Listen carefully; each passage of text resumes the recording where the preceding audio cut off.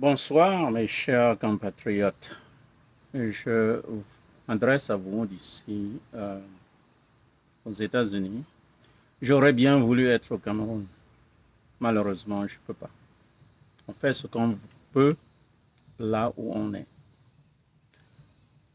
Cette communication, c'est en appui de ce que notre estimé frère, le professeur de droit Moïse Timtweng,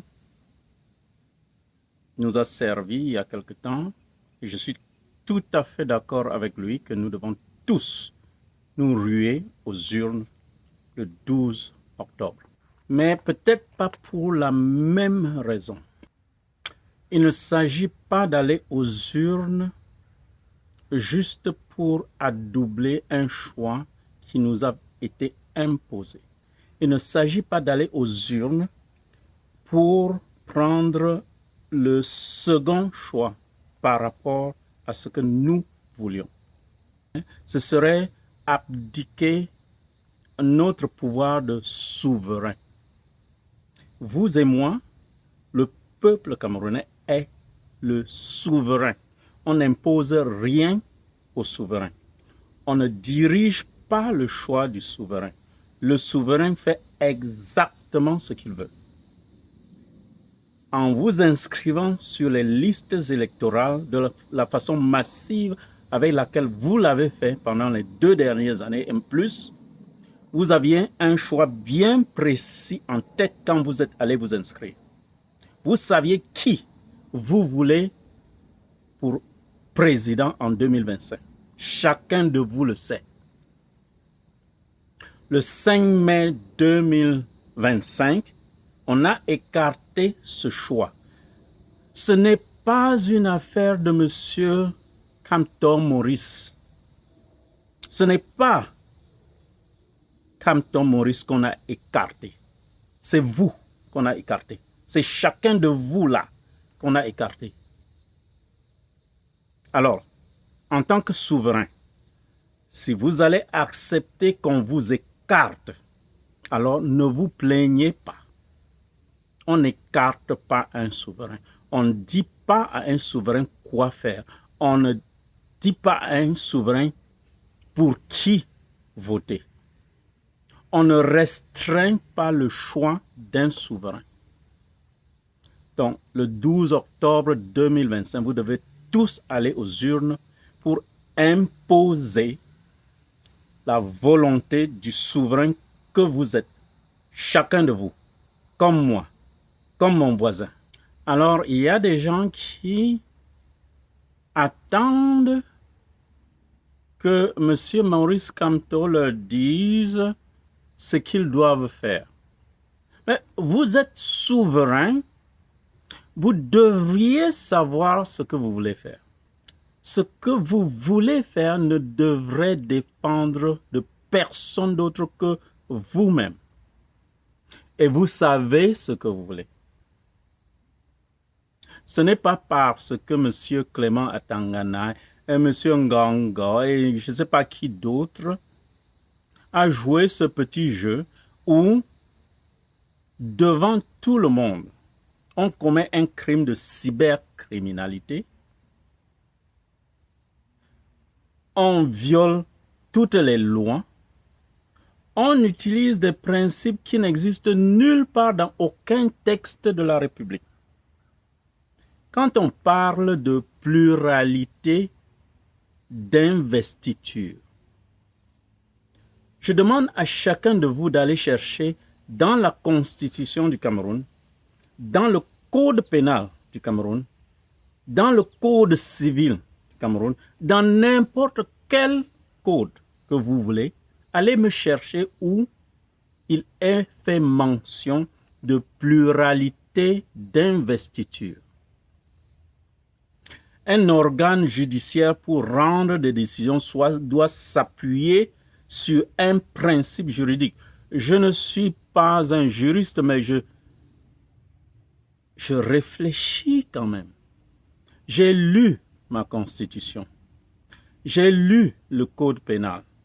J'ai lu le code civil. Tout jeune, j'étais abonné au journal officiel et toutes les lois que signait M. Ahidjo, je les lisais dans le journal officiel moi-même. Je n'attendais pas que quelqu'un d'autre le lise pour venir m'expliquer ça. Alors, j'aimerais que chacun de vous aille voir la Constitution du Cameroun, le Code civil, le Code pénal, la loi électorale, la loi sur les partis et tous les autres textes. Et sortez-moi le texte où il est fait mention de pluralité d'investiture. Alors, quand un peuple accepte qu'un organe comme le Conseil constitutionnel sorte de son chapeau un motif comme pluralité d'investiture pour invalider une candidature, vous faites partie de la forfaiture. Ce n'est pas la faute du Conseil constitutionnel. C'est votre faute. C'est notre faute. Chacun de nous. Si nous laissons passer ça, c'est notre faute. Ce n'est pas le Conseil constitutionnel. Laissez-les tranquilles. Prenez vos responsabilités. Il s'agit de votre pays. Il s'agit de notre pays. Nous sommes supposés être le souverain.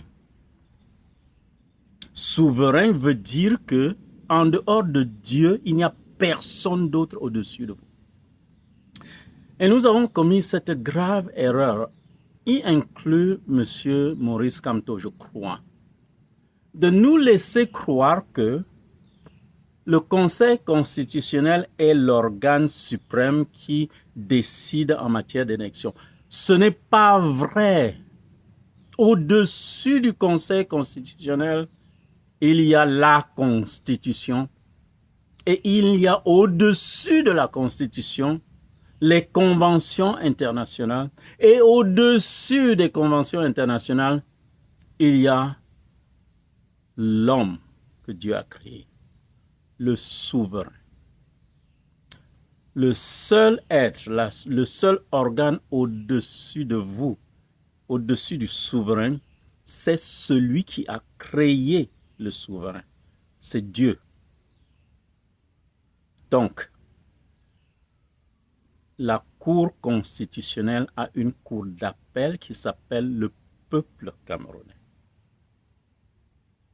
Le peuple camerounais est l'organe d'appel de la Cour constitutionnelle. Sa cour, c'est la rue.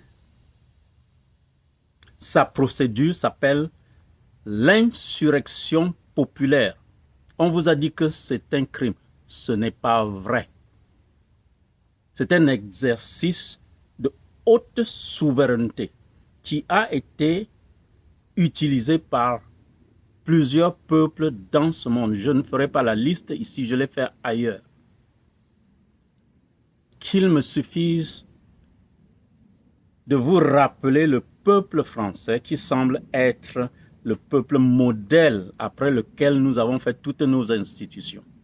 Comment est-ce que ce peuple a eu les institutions que nous copions? C'est à travers quelque chose qui s'est passé le 14 juillet 1789 et qui s'appelle la Révolution française. C'était une insurrection populaire. C'est de ça qu'est née la République française. Et pratiquement toutes les républiques qui existent sur cette planète sont nées d'une révolution populaire. Alors qu'on ne vienne pas vous embrouiller avec ces histoires ou faire une insurrection, ce serait illégal, etc. Pas du tout. Vous êtes le souverain, vous faites ce que vous voulez, quand vous voulez. Et celui qui ne veut pas de ça n'a qu'à se tenir tranquille, faire votre volonté. Celui qui ne veut pas de cette insurrection, c'est quoi faire? C'est ouvrir ses oreilles, vous écouter, faire votre volonté, et il n'y aura aucune raison de faire une insurrection. Qu'est-ce qui est compliqué là-dedans? Je ne comprends pas quelle est cette peur que le peuple a à prendre ses responsabilités. C'est votre chose. Vous ne devez rien à personne pour vous approprier cela. Vous ne devez absolument rien à personne. Donc, quand vous vous êtes enregistré pour l'élection de 2025, je suis sûr que chacun de vous avait en tête un candidat et un programme pour lequel il s'enregistrait et allait voter. Dans la liste des candidats qui restent en liste là, est-ce que votre candidat et votre programme est là-dedans? Je dis bien votre candidat et votre programme. Si l'un manque, il y a quelque chose qui ne va pas. Vous devez avoir à la fois votre candidat et votre programme. Toute autre chose, on est en train de vous canaliser comme un troupeau de moutons qui voulait aller ici, mais quelqu'un a trouvé non, ce n'est pas bon d'aller là-bas. Non, on va plutôt, voici là où vous devez aller. Et vous trouvez toutes sortes de justifications pour lesquelles, oui, on peut quand même aller. Non, non, non, non, non, non, non, c'est pas ça, monsieur, c'est pas ça. Vous êtes le souverain et vous vouliez aller ici. Que personne ne vous empêche d'aller ici où vous devez aller. Ni moi, ni Ngongo, ni Chantal, ni Motazé, ni qui que ce soit, Macron, le pape, n'importe qui. Peu importe. Vous vouliez aller ici, qu'on ne vous fasse pas aller là-bas. Et ça, c'est très simple à faire. Vous ne pouvez pas les obliger à vous dire la vérité, mais ce que vous pouvez les obliger à faire, c'est à reconnaître votre choix. Alors le 12, allez tous aux urnes. Mais que chacun de vous qui s'était inscrit parce qu'il voulait Maurice Kamto comme président de la République, que chacun de vous prenne un papier rouge, qu'il le découpe à la taille d'un bulletin de vote. Si vous ne connaissez pas la taille, prenez une feuille entière rouge. C'était la couleur que M. Kamto avait choisie pour son bulletin. Écrivez le nom dessus. La phrase Maurice Kamto, président. Mettez ça en poche et le jour du scrutin, allez dans le bureau de vote normalement avec votre carte d'électeur comme normalement, dans la paix. Et allez prendre les autres bulletins qu'on va vous donner, allez dans l'isoloir et dans l'isoloir, vous sortez votre bulletin rouge avec le nom de M. Maurice Kamto, vous mettez ça dans l'urne. Le reste, vous les déchirez et vous mettez ça en poche ou bien vous les jetez dans la corbeille où ça doit être jeté. C'est votre vote. Et vous avez droit à cela. Il n'y a aucune loi de la République du Cameroun qui vous interdit de faire ça. Si vous en connaissez, dites-moi où elle se trouve, cette loi.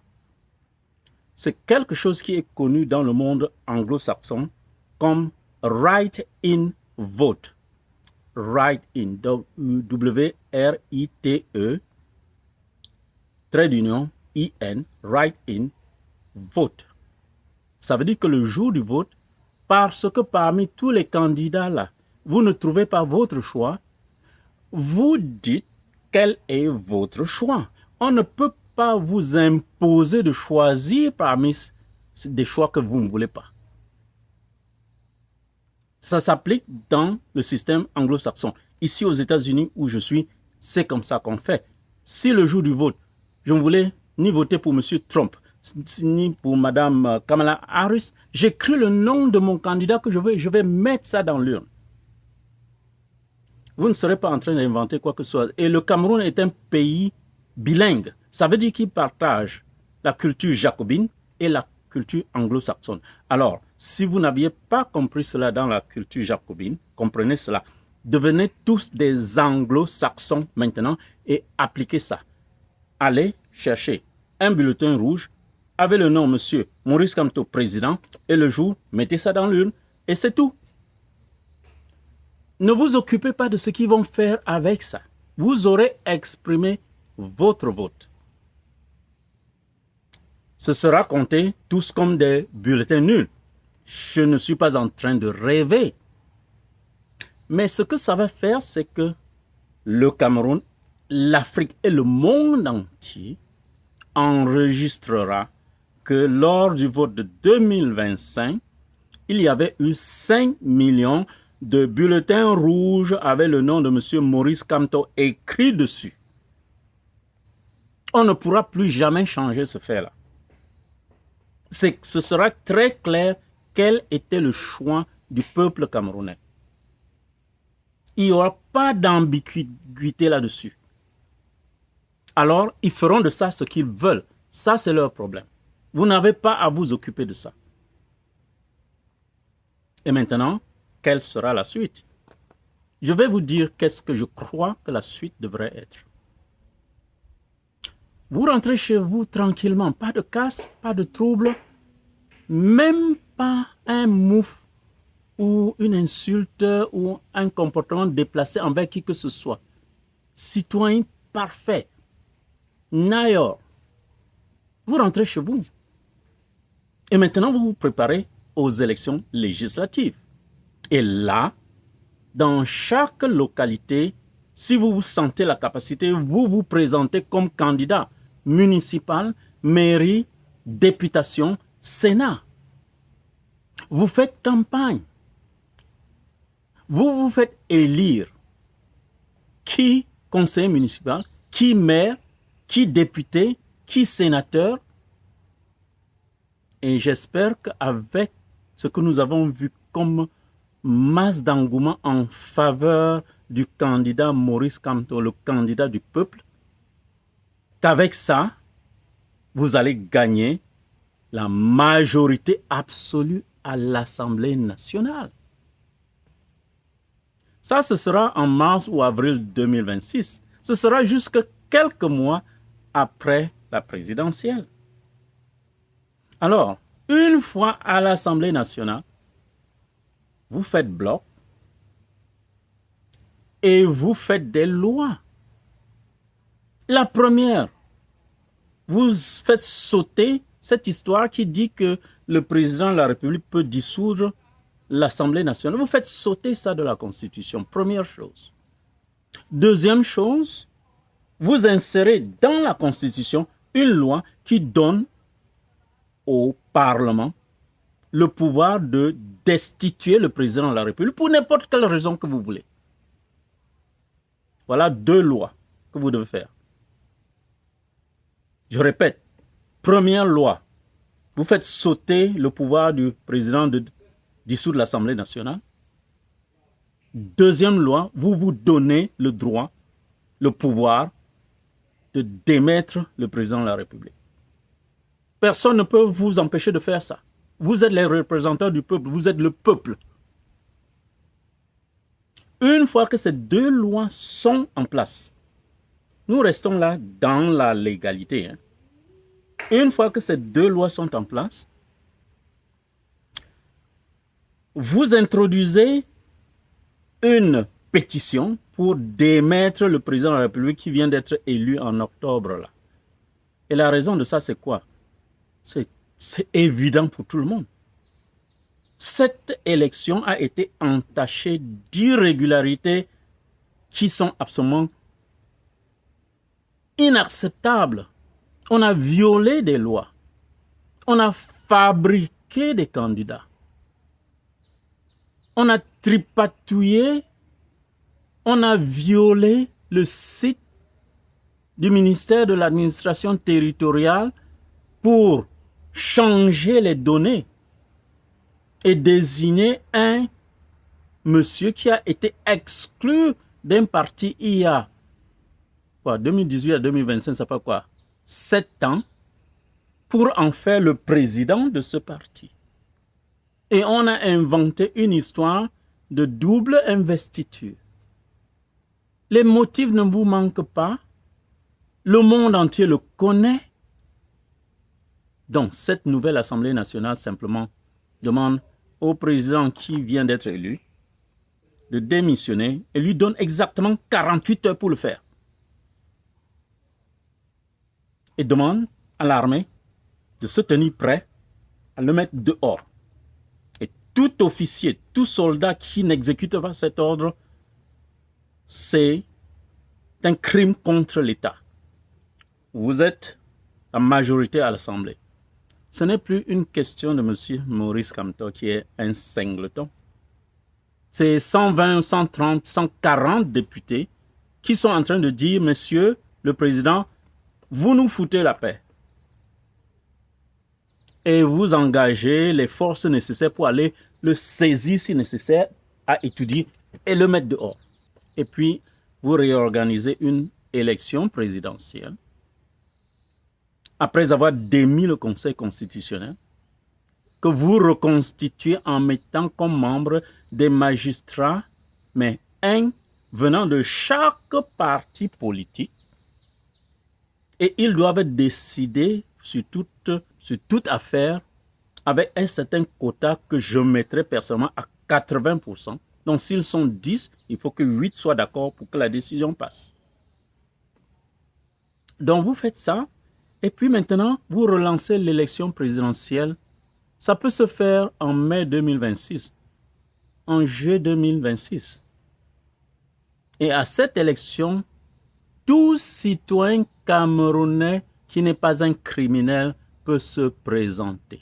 Je dis bien, tout citoyen camerounais qui n'est pas un criminel peut se présenter. Même la fourmi de Bamungum, citoyen camerounais, se présente. On n'élimine personne. Mais ça doit être à 2 tours pour obtenir une majorité absolue. Au premier tour, on peut avoir 500 candidats, ça n'embête personne. Moi, ça m'est égal. De ces 500, on retient les 2 premiers, ou peut-être les 3. Et on fait un deuxième tour, et il faut passer à la majorité absolue. Là, ça nous assure que nous avons un président qui a été choisi volontairement par au moins 50% de la population. Pourquoi 50%? Quand nous parlons de démocratie, on élit les gens avec une majorité absolue de 50%. Ça ne veut pas dire que cette majorité a raison. Ce n'est pas ce que ça veut dire. Ça veut dire qu'ils ont la force. C'est une question de rapport de force. Même le droit n'est rien d'autre qu'un rapport de force. Quand on vote une loi à la majorité, ça veut simplement dire la chose suivante. Nous avons décidé qu'on va à droite. Et nous sommes 51 à aller à droite. Vous n'êtes que 49 qui voulez aller à gauche. Si vous ne voulez pas ce que nous voulons, alors nous prenons les armes 51 contre 49 en assumant que les forces sont à peu près égales. 49 pères vont se neutraliser, vont mourir. Donc vos 49 seront morts. 49 chez nous seront morts. Il restera 2 sur le terrain. Et ce sera de notre côté. C'est ce que veut dire la démocratie, rien d'autre que ça. Ça ne veut pas dire qu'on a raison. Ça veut simplement dire qu'on a le rapport de force. Même la loi, c'est ce que ça veut dire. La loi ne veut pas dire qu'ils ont raison. La loi veut dire qu'on a le rapport de force, c'est tout. Et c'est la raison pour laquelle, auprès des tribunaux, on a des gendarmes en armes.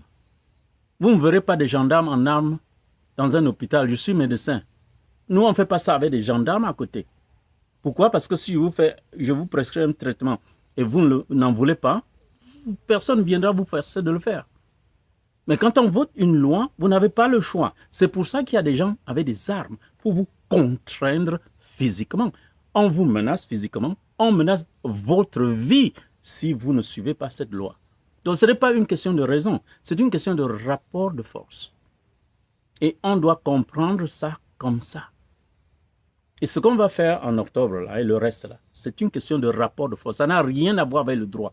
Oubliez ça. Tout le légalisme qu'on est en train de faire, là, tout ça, c'est une perte de temps. C'est une question de rapport de force. C'est tout ce que c'est. Donc, si vous voulez gagner, vous mettez la force de votre côté. Après ça, vous pouvez faire n'importe quelle bêtise que vous voulez. Ça va passer parce que vous avez la force de votre côté. C'est ce qu'ils sont en train de faire. Ils croient qu'ils ont la force de leur côté. L'embêtant, c'est que c'est une force qu'ils ont usurpée. C'est notre force sur laquelle ils ont mis la main. Alors nous devons récupérer cette force. Donc voilà ce que je conseille à chacun de nous de faire. D'aller voter le 12 octobre, mais aller dans l'urne avec un bulletin rouge marqué Canton Maurice, président de la République. Et vous mettez ça dans l'urne. Certains vont me dire, mais on va m'empêcher. Non, non, non, non, non. Il n'y a aucune loi qui dit que vous ne pouvez pas entrer dans un bureau de vote avec un papier dans votre poche. Il n'y en a pas. Il n'y a aucune loi qui vous force à mettre dans l'urne l'un des bulletins. Vous pouvez décider de ne rien mettre dans l'urne. Vous pouvez décider de mettre dans l'urne un papier blanc.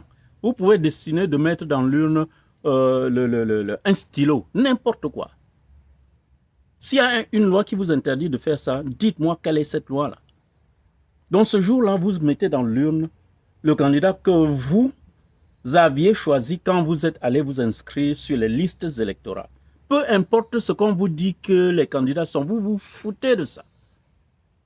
Quand dans une république, une cour peut accepter le faux comme base pour faire une décision, ça veut dire qu'il n'y a plus de loi. C'est une, en anglais on dit lawless state. C'est lawless state. Il n'y a plus de loi à respecter. Vous n'êtes plus obligé de respecter quoi que ce soit. Vous faites comme vous voulez. Et vous le faites pourquoi? Parce que vous êtes le souverain. Un souverain fait ce qu'il veut. Et c'est ce que vous devez faire le 12 octobre. Qu'on ne vienne pas vous canaliser comme des moutons. On vous dit que non, il y a Hiram Yodi, il y a Joshua Oshie, Manu, je ne sais plus qui c'est là, puis Cabral, Cabri, etc. Et puis voilà tous les choix qui sont... Non, non, non. Vous avez plus de choix que ça. Vous pouvez me voter moi, Pierre Kamgia. Vous pouvez écrire mon nom, vous allez mettre là-dedans.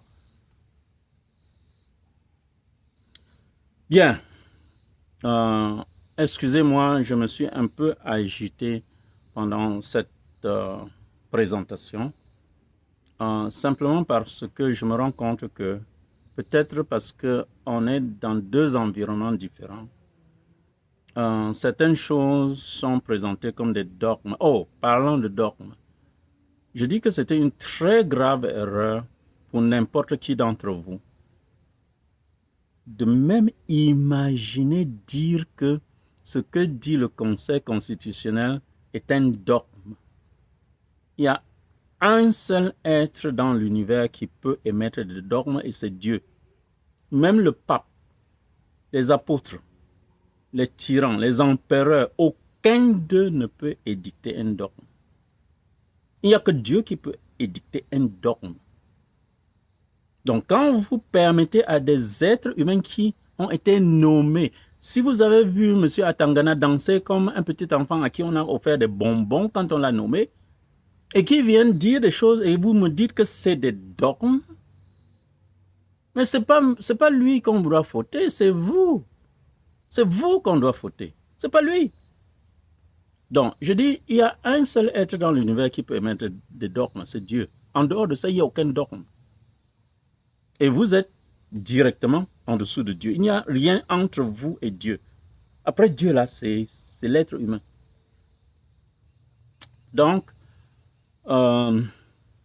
j'ai trop parlé. Mais pour résumer, donc, s'il vous plaît, allez le 30 octobre, tous en masse, votez-moi, monsieur Maurice Kamto, président, sur bulletin rouge, écrit à la main, et laissez-les faire comme ils veulent. Ensuite, allez aux législatives, gagnez l'Assemblée nationale, faites-moi ces deux lois-là, déposez-moi ce président qui aurait été élu, peu importe qui est élu, Ngongo, Chantal, Bia, Hiram, Yodi ou n'importe qui là, vous me foutez ce monsieur-là dehors, puis vous recommencez les élections sur une nouvelle base. Vous ne pouvez pas gagner un jeu sur des règles établies par quelqu'un d'autre qui est parti du jeu. Vous ne pouvez pas.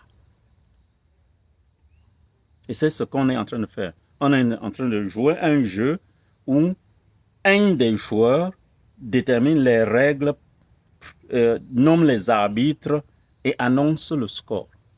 Et vous espérez gagner avec ça, même en faisant des coalitions, que M. Kamto va venir vous dire d'aller voter telle personne, et vous croyez qu'avec ça, vous allez gagner le jeu. Non, non, non, vous vous trompez complètement. Vous vous trompez. Et en ça, simplement, j'ai une différence avec mon jeune frère, le professeur Tim Cheng, que par ailleurs, j'admire énormément pour la qualité de ce qu'il nous a présenté jusqu'à présent. En toute chose qu'il nous a présenté jusqu'à présent, je lui donnerai 20 sur 20. Je suis fier que nous soyons tous les deux originaires d'un Konsamba. Mais sur ce point en particulier, j'ai cette différence avec lui. Vous n'aurez rien gagné en participant à cette mascarade. Absolument rien.